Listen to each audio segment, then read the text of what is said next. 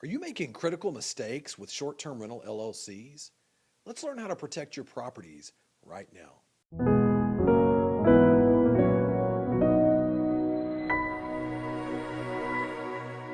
Hi, I'm Jeff Hampton with STR Law Guys. Welcome to our YouTube channel. Today, I'm going to talk to you a little bit about LLCs, real estate LLCs, specifically for short-term rentals. Are you using them the right way? Are they actually protecting you? By the way, if you wait around till the end of this video, I'll also provide you a free ebook, 5 strategies to protect your short-term rentals and give you peace of mind. Okay, so point number 1, we have to even ask the question, why do we need an LLC anyway? Some people don't think they need an LLC. They think they have insurance, think they have plenty of protection. Well, let's just talk about this. I'm a big believer in layered asset protection strategies, but before we discuss why an LLC is important to protect your real estate, let's first examine a layer that you really, and I'm a big believer in layered asset protection. This is a layer you absolutely need when you're looking to invest in a short-term rental. And that layer is you need to make sure you have good, whether it's long-term rental or short-term rental, you need to have good insurance. And it's critical when you look at this. When you're talking about a short-term rental, and I'm going to have a different video series covering specifically short-term rental insurance, okay, but this is really critical. You need to make sure you have good commercial insurance coverage for your short-term rental. Because if you don't, a lot of times people come to me with second home policies. They tell me, hey, look, this should cover it. I'm not seeing any concerns. Well, you know, your insurance is actually what, 70, 80 pages long if you actually look at what you have. And if you go through the entire insurance policy, you're going to find, and most of the time there's a section, always a section at the very bottom that talks about exclusions. And in that exclusion section, it's really important to make sure that you don't have a second home renter's policy or a second home residential policy. Because the reason why that is, you have to understand, short-term rentals are not only inherently high-risk activities, but they are always labeled commercial activity. So look in your short-term rental, actually I should say this, look in your residential policy or your commercial policy, whichever that's labeled. Go in there and look at the very bottom and look at the exclusion section. Do you see something called commercial exclusions? Do you see something called business activity exclusions? If you see anything specific along those lines, I can promise you right now, every single time an insurance company is going to be labeling a short-term rental as commercial or business activity. If it's in there, you're excluded. Also be careful. Very often they'll only give you $250,000, $300,000 worth of insurance protection. You need to try, as far as premises liability goes, you need to have at least $1 million coverage, generally speaking, and you need to make sure you have enough dwelling coverage to replace the entire property in the event of fire or some sort of loss. So it's a really in-depth analysis you need to do to make sure you have good insurance, because that is layer number 1 anytime you're talking about protecting your short-term rental. Okay, now, why do we need an LLC? Let's get back to what we were talking about originally. When you look at an LLC, it's really important. I'm going to give you a true story. Somebody who, essentially someone that came to us and decided, look, I don't really think I need any sort of short-term rental protection. I don't need an LLC at all. Well, they end up getting into a pretty serious situation at their short-term rental. And as a result of someone being injured there, they get sued. Well, after they're sued, it appeared, here's the problem. They had multiple short-term rentals. They look like a big target, right? Why were they a big target? Because they had multiple short-term rentals. They were all in their personal name. Personal injury attorney starts doing a pretty serious research as to what type of assets this person has, what's their net worth look like, and now they look like a pretty juicy target for a personal injury attorney coming at them for a premises liability lawsuit. So this is really important. Your goal is to not be an easy target. Truly, your goal is to own nothing but control everything, which is really the entire clarion call for all asset protection. That's really what you're trying to go after anytime you're trying to set up asset protection. Now, you can structure your assets in a manner where the attorney will have either a very difficult time finding it, or it'll be completely and totally private, so that you become a much smaller target in the event of a lawsuit, okay? Now, let's talk about this. First thing I want to talk about is base layer LLCs. And what do I mean by that? Well, LLCs, as a general rule, when you're putting property, particularly real estate, in them, they are much better to use than setting up a corporation as an entity. Corporations create a higher tax burden as a general rule. If you move around assets in a corporation, that is many times labeled a taxable event by the IRS, and you end up having to pay way more taxes than is necessary. So LLCs provide much more flexibility. Many times you can move those assets around, you can take distributions, and really you don't end up talking about multiple taxable events. Now, LLCs provide, generally speaking, what is the purpose? It's a limited liability company. They help you provide a separation from a business asset and a personal asset. You want to keep business assets separate from personal assets so that in the event of a lawsuit, you don't want a business lawsuit coming up taking your personal assets. So what if you have a short-term rental and you place it in an LLC? What if someone slips and falls at your property during their stay and they end up bringing a lawsuit against you? What happens? Well, here's the worst case scenario. Let's say they were to sue you and bring a lawsuit against you, end up having a judgment against you, lose in court. This judgment against you, if it's in your personal name, guess what they can do? That judgment can be placed on every one of your personal assets other than your exempt assets. I'll have a separate video series about what exempt assets are.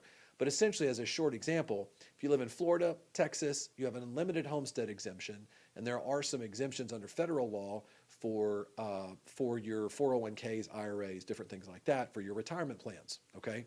So the problem is what they're going to do outside of those exempt assets, if it's in your personal name, they can actually take that judgment and allows them to get access to your personal funds in order to exercise that judgment, all right? Now, but what if it's in an LLC? And when I say exercise that judgment, I mean force a sale. They could force you to sell your property in order to pay it off. But what if you place those assets into an LLC rather than in your personal name? Well, here they will receive what's called a charging order against you, an attempt to force a sale in order to gain access to the equity that might be in that property. Can they do this? Well, here's the reality. It depends on what state you set up your LLC. Now, some states like California will allow a forced sale to take place. So if you set up a California LLC, you're really not getting quite the protection you might think you are.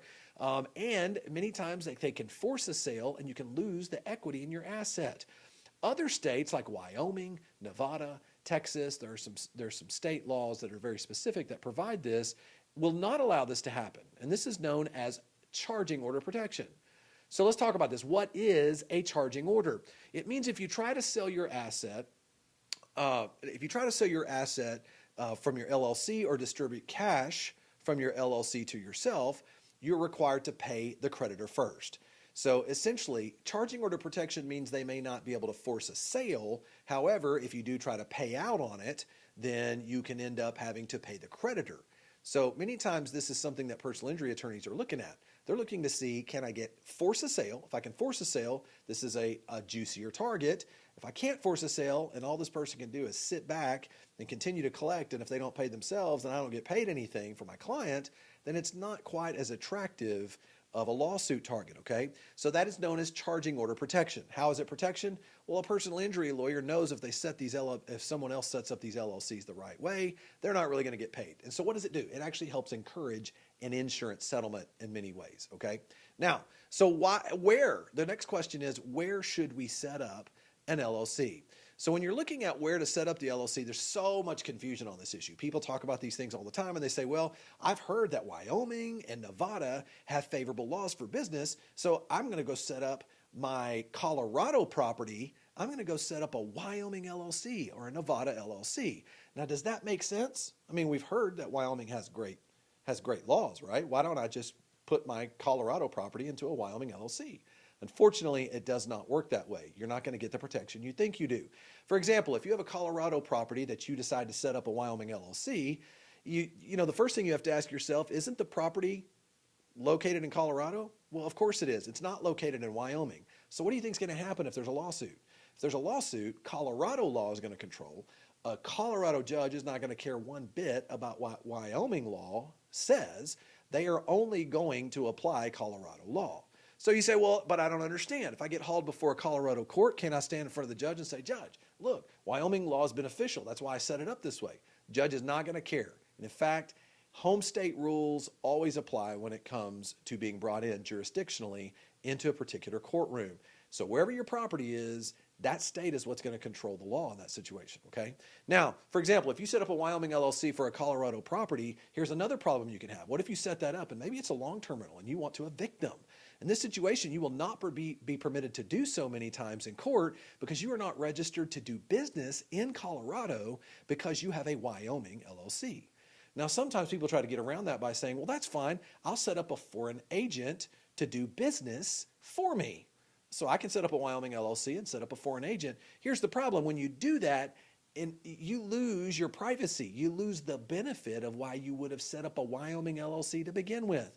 So the moment you do that, when a Wyoming LLC is not doing business in Colorado, doesn't work this way, you lose the protections you think you're getting when you set up that foreign agent. Okay, so it's really important.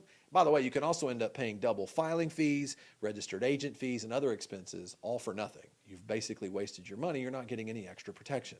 So what state do we set up the LLC? In this example, it would be Colorado. We generally look, as a general rule, it makes sense to set up the LLC in the state which the property resides. Why? Because you cannot chase charging order protection. This is exactly what I talked about before. You cannot go and borrow another state's beneficial laws and bring them into your state and claim that they're going to protect you. It does not work that way in practice, okay? But what if the state we are looking at does not provide decent protection? What if you're in many of these states like New York, maybe if you're in California, some of these states don't have very strong LLC laws. What if you're not getting a lot of protection? Well, as a result of that, you need a holding company strategy. And in fact, most states don't have very strong protection when it comes to their LLC laws. So we use a holding company strategy in order to help strengthen that relationship so that you will have more protection. So a holding company structure, what is that? Well, when you use a holding company acts as a buffer between your state LLC and personal assets and to secure asset protection. So what I mean here, we would use, let's say, a state LLC. You're talking about Colorado, right? You would use a Colorado LLC for your Breckenridge property, hypothetically. And now we would use either two different types of possible holding company strategy. You could use a Wyoming LLC holding company, or you could use an Arizona limited partnership holding company. And essentially, these holding companies allow you to create this barrier where you're now able to have a Wyoming LLC or an Arizona limited partnership owning as a single member your LLC for your property, and now you do get the benefit of that state's laws for your holding company. Okay, so how do we set this up? It is critical that your holding company owns all of those base layer LLCs. So if you've got 3 properties, your holding company needs to make sure and own each and every one of those, and each of those base layer LLCs for each property needs to be a single member LLC that is owned by your holding company. And so the reason why we do that is that any LLC can be set up in one of 2 ways. It can be set up as member owned or manager owned. It is critical that you have all of your base layer, all your properties, let's say your Colorado property, put it in its own LLC. You need to make sure that it is member owned rather than manager owned when you use a holding company strategy. And the reason why is if it's manager owned, your name will be available for other people to see, and you will lose the privacy that you would like to obtain when you set up that holding company strategy, okay?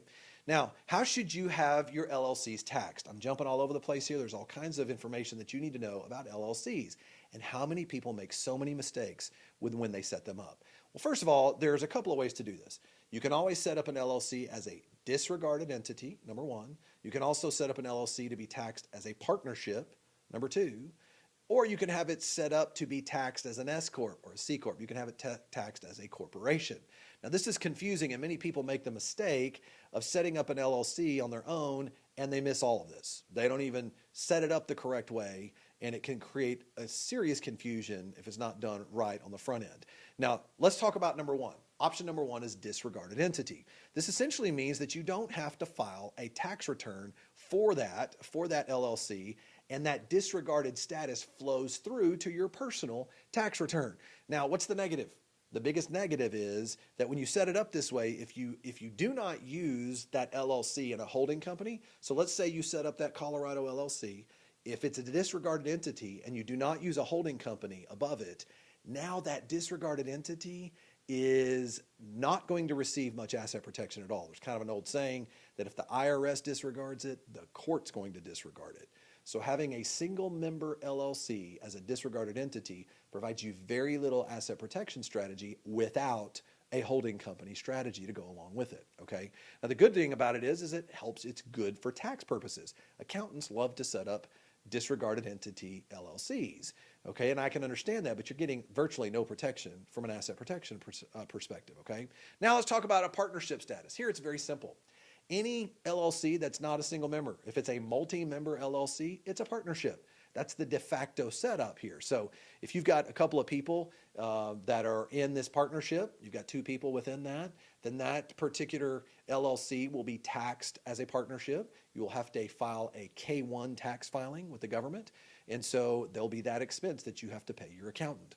Now, I want you to be aware, though, one of the biggest mistakes I see happen is that people set up their own LLC and they do not choose a tax status that matches up with their operating agreement. If you do this, you're setting yourself up for a mess. So make sure that you're matching up with your operating agreement whenever you set up your tax status. Now, let's talk about a holding company strategy setup. When you are using a holding company strategy, I usually advise that a client set up their property as a single member LLC in the state that the property is located, and then designate it as a disregarded entity. By doing this, we allow the flow through of the taxes to move up through the holding company and then ultimately up to that person's individual return.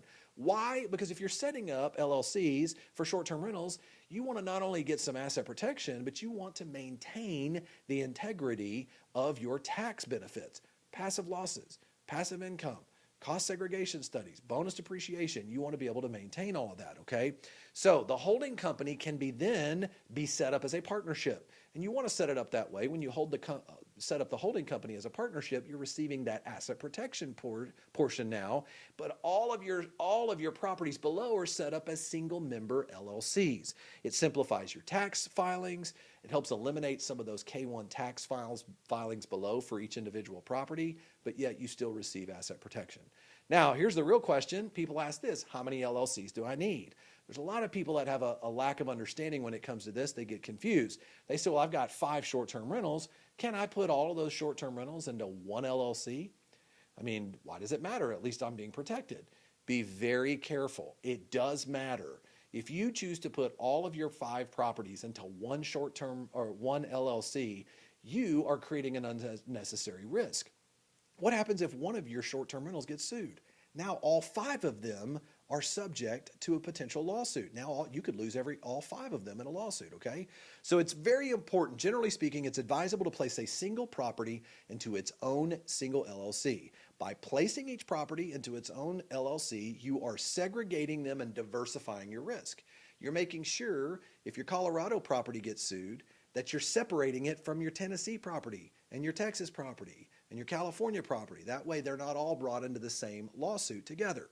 Because if you don't separate your LLCs, you could lose everything if you're attacked.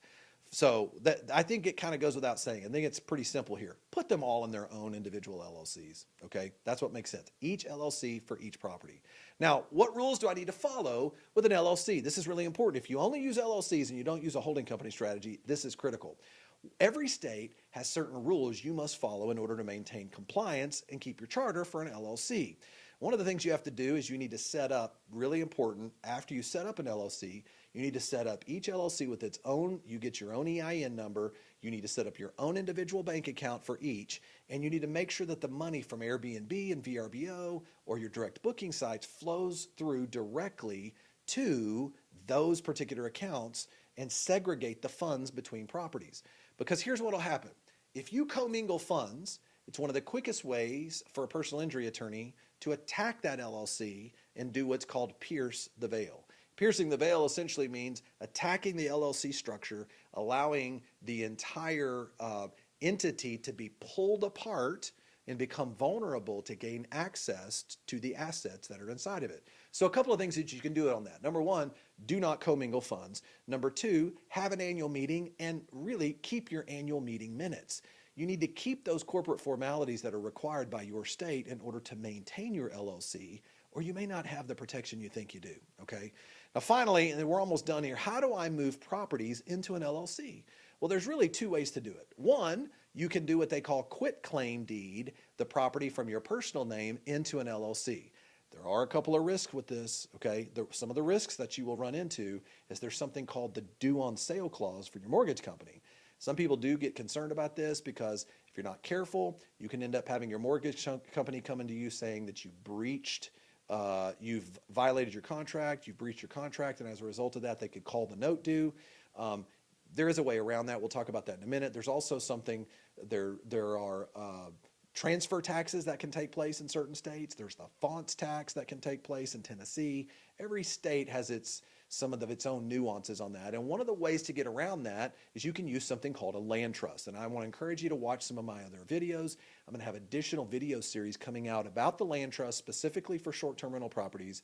And there's going to be some videos coming out about the fonts tax in Tennessee. If you happen to have properties in the Smokies, in the Tennessee area, we'll cover some of that. Okay, so the land trust helps avoid these risks, and it actually takes your name off the transaction. And watch the videos that I have coming up about those issues. All right, so we're at 20 minutes. I'm cutting this out, right? Summary. What are some of the things that we've covered so far? Number one, why we need an LLC, the importance of what an LLC does for you. We discussed the importance of a holding company strategy when you're considering putting your short-term rentals in an LLC, and you must be careful the tax election that you make for each one of your LLCs as you go through it. We also talked about the rules you must follow when you set up an LLC and to maintain that LLC so that you receive the protection that you believe you have. And you must be careful not to move a property from your personal name into an LLC unless it's done the right way so that you avoid the taxes and avoid a mortgage mess or meltdown on a due on sale clause, okay? We covered a lot. I covered a lot. I tried to give you a lot here in a short period of time. I also promised you a free ebook, 5 strategies to protect your short-term rentals and give you peace of mind. If you click down into the link below, into the YouTube description, I'll be happy to send that over to you. I want to thank you for joining us here today. I'm Jeff Hampton. Thank you for joining our STR Law Guys YouTube channel. I look forward to seeing you on our next video series.